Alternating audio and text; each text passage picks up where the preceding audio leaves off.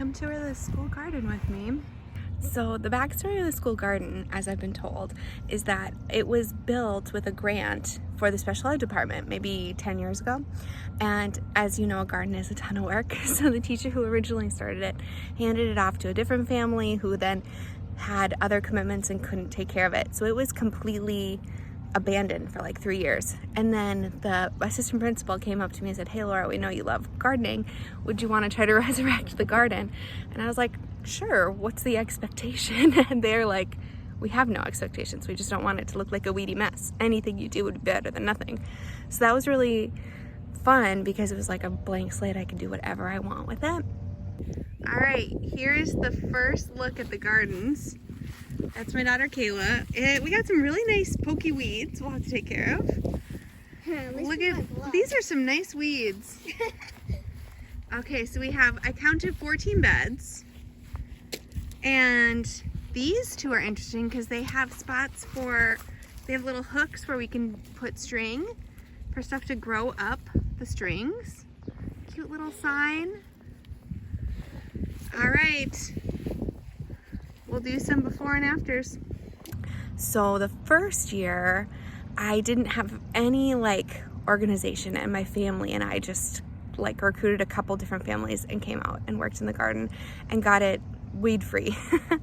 Then the second year, I actually got a budget of $100, which I know isn't much, but it was something to get started. And I bought some seeds, and then that year we started inviting classes out to come out to the garden from summer school.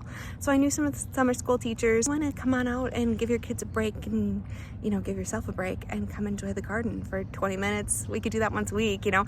And so then it grew from there. Then I started actually like thinking of lesson plans for them, and I am no master gardener, but like every week I'd have like a goal for them. Like maybe I'd teach them how to weed, I would teach them how to water properly, I would teach them like how a certain plant grows. And then toward the end of the summer it got really fun because we were harvesting. So that's, I'll put some pictures in here. You can see the kids actually harvesting some really fun veggies. As you can see, there are 14 beds. It's huge. And now it's really fun because some things are coming back. We have a few perennial things like chives come back every year, rhubarb comes back. We have a strawberry bed back there that comes back every year, and then an herb bed over here. So then this year I got connected with a master gardener, and every community, most communities I should say, have a master gardener crew. It's usually by county, so you just have to like connect with your county and see, you know, who is in charge of it, what their group is like. And so our master gardener had a grandchild at this school and asked about the garden, and we got connected.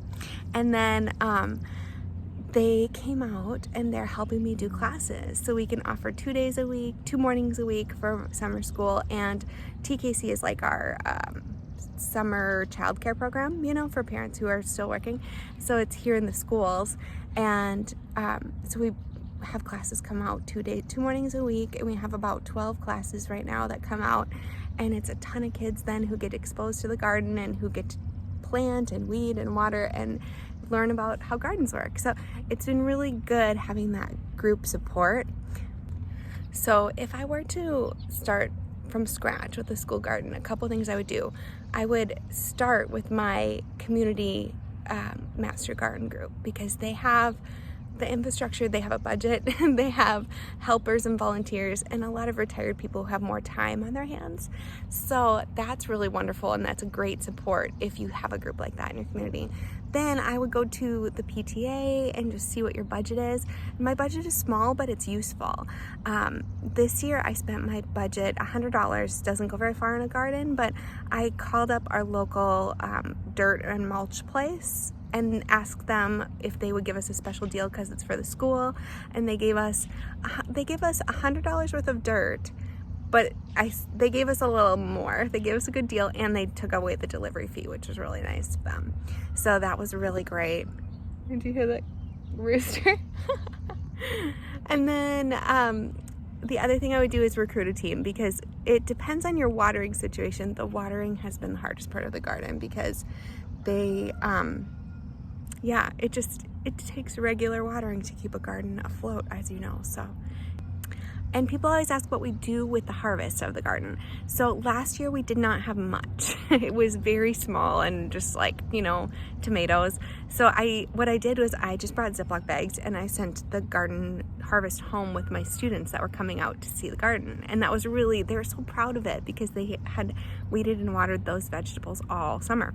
So this year, I'm hoping for a bigger harvest. This year I'm hoping for a bigger harvest, and we have a little more, more established plans. So my plan is to get connected with the Delano food shelf, and I don't have it organized yet, but to be continued, because I would love to actually bring the kids down there. It's a walkable distance, and actually donate stuff to the Delano food shelf. So we'll see what happens. I don't know, to be continued. Yeah, it's been really fun.